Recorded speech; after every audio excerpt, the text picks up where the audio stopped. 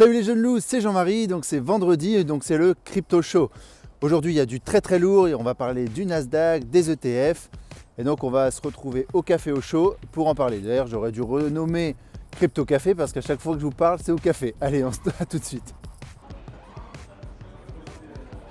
C'est bon, on est installé, donc j'ai mis le t-shirt HODL pour donner du courage à tous ceux qui holdent dans ces moments difficiles. Le marché paye vraiment pas de mine, c'est vraiment attristant. Mais bon, c'est comme ça, il faut faire avec et sinon il faut regarder les nouvelles. Et les nouvelles sont vraiment très bonnes, on va le voir, on a Nasdaq, donc rien que ça. Conformément à ce que la grande PDG annonçait plus tôt dans l'année, ils regardaient pour lancer un Bitcoin futur et ils ont officialisé le fait qu'ils allaient le lancer au premier semestre 2019. Alors attention, il faut quand même qu'ils aient l'approbation de la CFTC, mais ils sont très confiants parce qu'étant donné qu'ils maîtrisent l'état de l'art, ils pensent que ce sera qu'une question de temps et ça va se faire. Voilà, donc c'est quand même bien de voir un gros poids lourd arriver dans le monde du Bitcoin futur parce que pour moi, tous les gens qui me disent encore sur certains commentaires crypto égale arnaque, c'est rien, etc.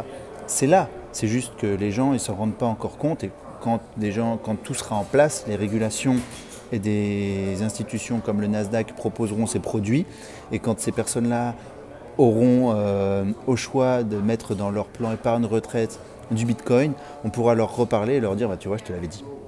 Donc j'attends ce moment avec impatience. On a aussi la SEC qui a repoussé au 27 février la demande d'ETF de VanEck. Donc, à savoir, c'est un petit coup dur quand même, mais quand une demande d'ETF est faite, la SEC a 180 jours pour donner son verdict final. Et si dans les 180 jours, c'est pas suffisant, ils ont le droit à 60 jours supplémentaires, ce qui fait un total de 240 jours. Et la demande ayant été postée le 2 juillet 2018, ça nous emmène au 27 février 2019 pour une décision finale. Je ne sais plus qui disait ça, mais il y a quelqu'un qui a dit, quelqu'un de haut placé a dit, les ETF Bitcoin, ça peut arriver demain comme ça peut arriver dans 30 ans. Donc j'espère quand même que ce ne sera pas 30 ans.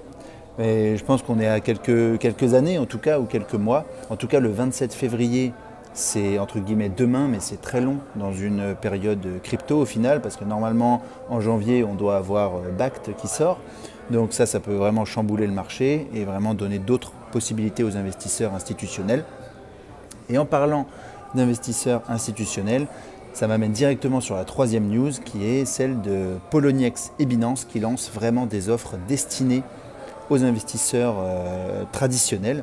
Donc par ça, j'entends qu'ils offrent Poloniex, donc se lie à la cause de l'investissement institutionnel, étant donné qu'ils sont possédés par Circle, une petite start-up qui elle-même est possédée par Goldman Sachs. Ils sont vraiment orientés vers l'investissement institutionnel et ils ont ouvert des comptes spéciaux pour ces gros poissons avec des trades minimum de 250 000 $. Donc c'est quand même pour les gens qui ont les moyens financiers d'investir dans la crypto. D'autre part, dans la même catégorie, on a Binance qui, eux, ont déployé des sous-acomptes pour les comptes institutionnels. Donc, qu'est-ce qu'un sous-acompte? C'est que vous avez un compte principal qui est possédé par une grosse société, donc on va dire une banque par exemple, mais forcément vous ne pouvez pas avoir un utilisateur de ce compte, vous ne pouvez pas avoir un trader.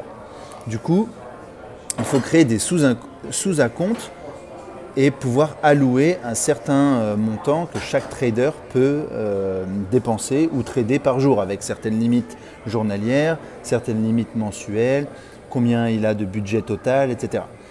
Et puis certains traders seront meilleurs que d'autres, donc ils auront un plus gros budget.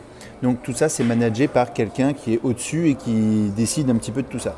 Donc pour ça, il faut un compte principal et il faut plein de petits sous-comptes pour chaque trader. Donc Binance vient de lancer cette nouvelle fonctionnalité et donc un gros compte peut avoir jusqu'à 200 sous-acomptes. Donc ça va permettre vraiment aux grosses entreprises d'avoir leur compte principal et managé par plusieurs petits traders avec leur budget individuel. Donc ça vraiment, la nouvelle en soi, elle n'est pas importante. Mais ce qui est vraiment important, c'est de voir la direction qui est prise vers l'argent institutionnel. Au regard du marché actuel, c'est vrai que ça fait pas plaisir, mais comme on dit, quand un investisseur rate une opportunité, il rate l'opportunité. Mais quand les institutions ratent une opportunité, donc comme les banques ou les États, ils ramènent le train vers eux. Et c'est exactement ce qu'ils sont en train de faire. Hein. Je pense vraiment que le marché est manipulé à grande échelle. Je rappelle, c'est un marché non régulé, hein, donc je pense qu'il n'y a rien d'illégal dans ce qu'ils font. Et je pense aussi que le marché sera manipulé à la hausse quand ils le voudront. Après, la manipulation à la hausse, elle est moins visible parce que, déjà tout le monde est content, donc personne ne se pose de questions. Et deuxièmement, elle sera justifiée parce qu'on aura un nombre de bitcoins limité à 21 millions de pièces et on aura 7 milliards de personnes dans le monde. Donc forcément, quand une ressource limitée est en forte demande, son prix augmente. C'est des maths toutes simples, hein, rareté versus prix. Voilà, je pense que j'ai tout dit pour cette semaine. Hein, c'était 4 news d'ailleurs au final que je considère vraiment importantes pour le marché. Le marché ne reflète pas du tout ces bonnes nouvelles, mais ça il faut juste attendre, prendre notre mal en patience, attendre que BACT sorte, attendre que la SEC valide au moins un ETF et voir un petit peu comment ça va se passer courant 2019, voir comment les événements vont se dérouler.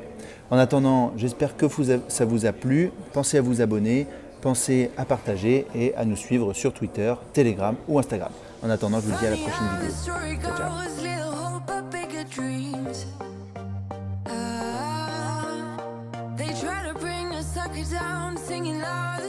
ciao.